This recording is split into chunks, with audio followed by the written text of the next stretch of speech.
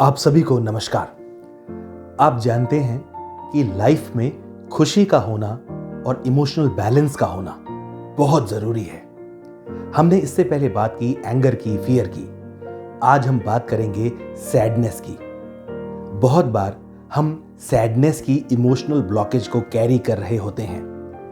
हम अपने decisions sadness की ग्राउंड पर ले रहे होते हैं, या हमारी थिंकिंग सैडनेस की ग्राउंड से आ रही होती है।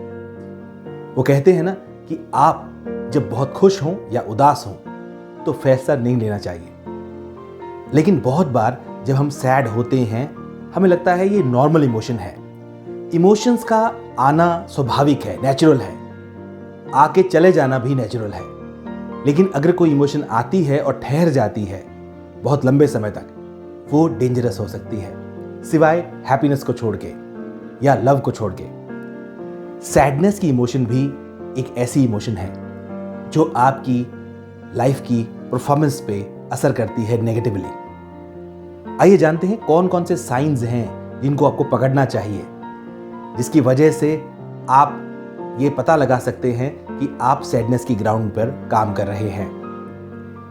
पहला साइन है, आप अकेला फील करते हैं या अकेला रहना पसंद करते हैं। आपको एलियन जैसा फील होता है, मिसफिट फील होता है, या आपको डिसअपॉइंटेड सा फील होता है बहुत लंबे समय तक। आपको लगता है आप हार गए हैं, या डिस्करेज महसूस करते हैं आपको लगता है आप बहुत हर्ट हैं और इनसिक्योर फील करते हैं। यदि आपकी सोच पेसिमिस्टिक है, यानी दृष्टिकोण नकारात्मक हो गया है, अगर लगता है कि आप नेग्लेक्टेड से हैं, आप अकेले हैं, अनहैप्पी हैं और आपको लगता है कोई आशा नहीं है, आप बोर्ड महसूस करते हैं, ये सारे लक्षण ऐसे हैं जो इस तरफ इशारा कर रहे हैं कि आप उदास हैं। आप उदासी की बैकग्राउंड से काम कर रहे हैं।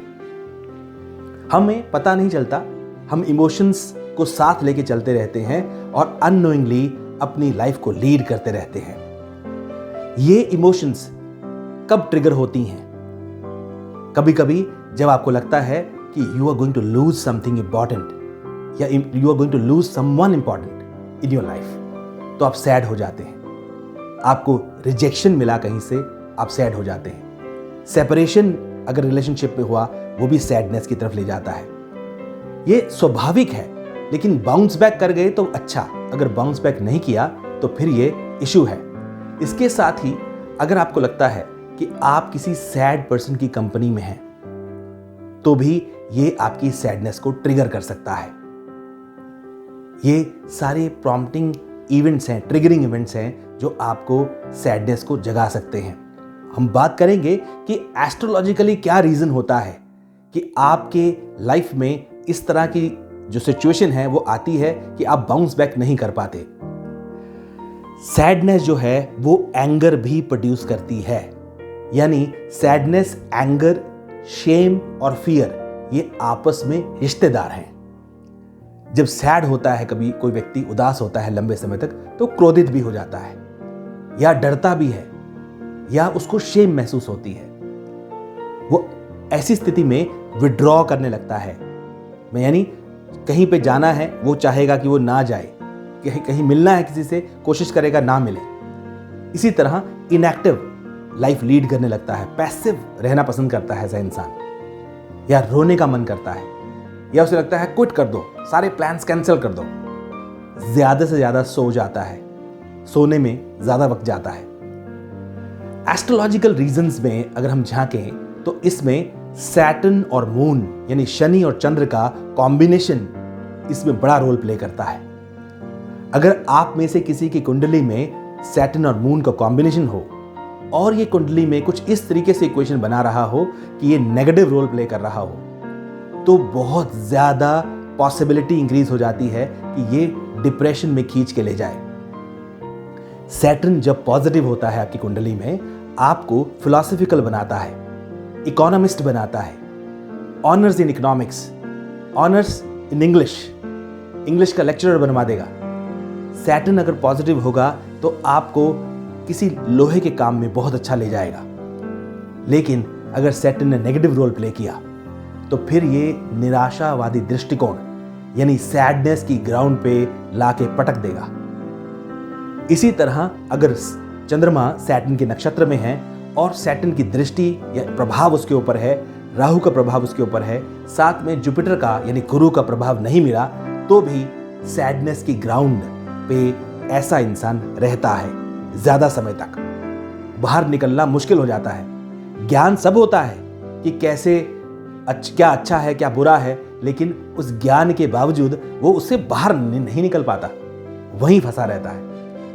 या फिर कुंडली में शनि सैटर्न बहुत मजबूत हो और नेगेटिव रोल प्ले कर रहा हो, फिर भी पेसिमिस्टिक अप्रोच हो जाएगी ऐसे इंसान की। ऐसे में अपने इमोशनल बैलेंस को स्टैब्लिश करने के लिए, सैडनेस से निकलने के लिए क्या रेमेडीज आप कर सकते हैं?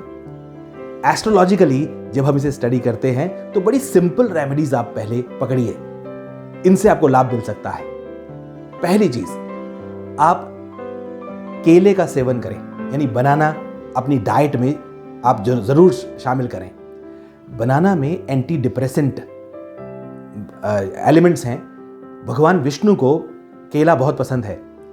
आपने सुना होगा, देखा होगा कि जब सत्यनारायण की पूजा कथा होती है तो उसमें पंजीरी के साथ केले का भोग जरूर लगता है। केले का कनेक्शन जुपिटर के साथ है एस्ट्रोलॉजी में। अगर शनि कॉन्ट्रैक्शन और उदासी है, वहीं बृहस्पति एक्सपेंशन और ऑप्टिमिज्म है, तो केले का सेवन जरूर करें। इसके साथ येलो कलर या येलो फैमिली, इसका इस्तेमाल आप जरूर करें अपने कपड़ों में। ब्लैक और ग्रे अवॉइड करें और ऐसी जगहों पे ना ज्यादा बैठें जो अंधेरी हो या उदासी वाली जगह हो, जहां आपको अच्छी फीलिंग ना आती हो।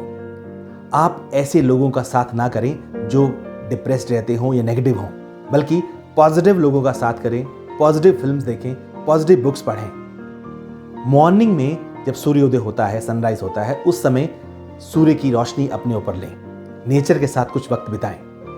और जहां तक हो सके, पॉसिबल अगर हो तो आप एक पुखराज जरूर पहने, यानी येलो सफायर आप जरूर पहने। आपकी लाइफ में खुशी हो, इसी मंगल कामना के साथ खुश रहें आप।